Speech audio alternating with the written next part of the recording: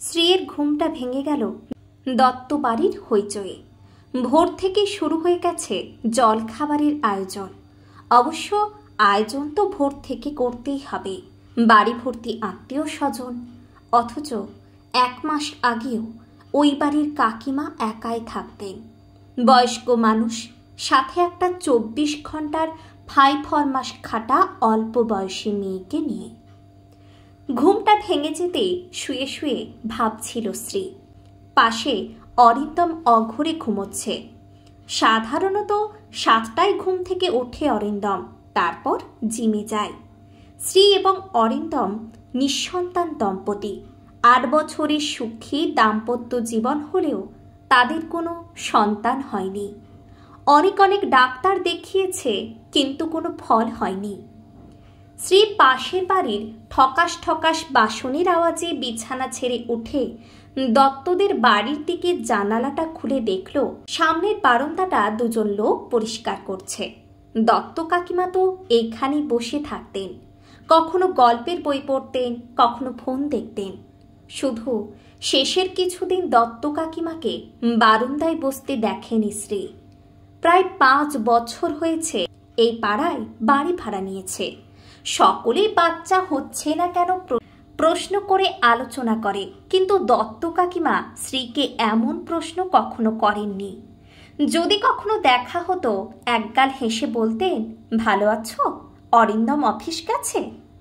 দত্ত কাকিমার কথা মনে পড়তে চোখ জলে ভরে গেল। তেমন কথা বলতেন না, কিন্তু হাসিতে কি যেন জাদু ছিল, তাকালেই মন ভরে যেত।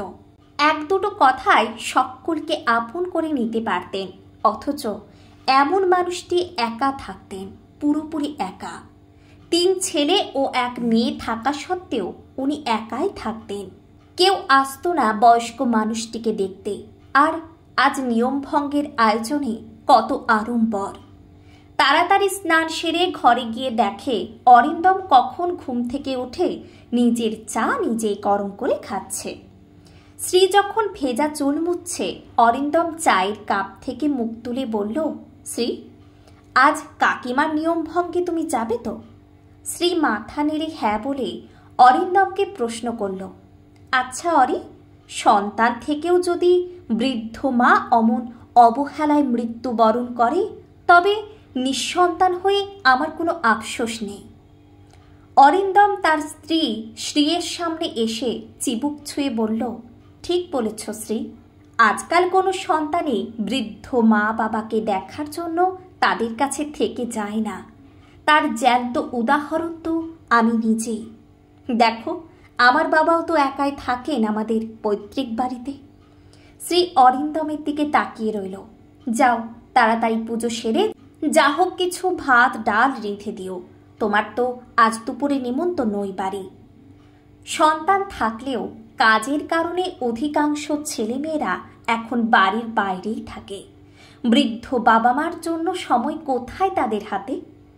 আর সেই নিঃসঙ্গ বৃদ্ধ মা বাবার মৃত্যুর পর মাছ মাংস খাওয়ানোর অনুষ্ঠান শুধুমাত্র একটা মেকি লোক দেখানো সামাজিক প্রথা, যা সমাজের স্বার্থেই সৃষ্টি।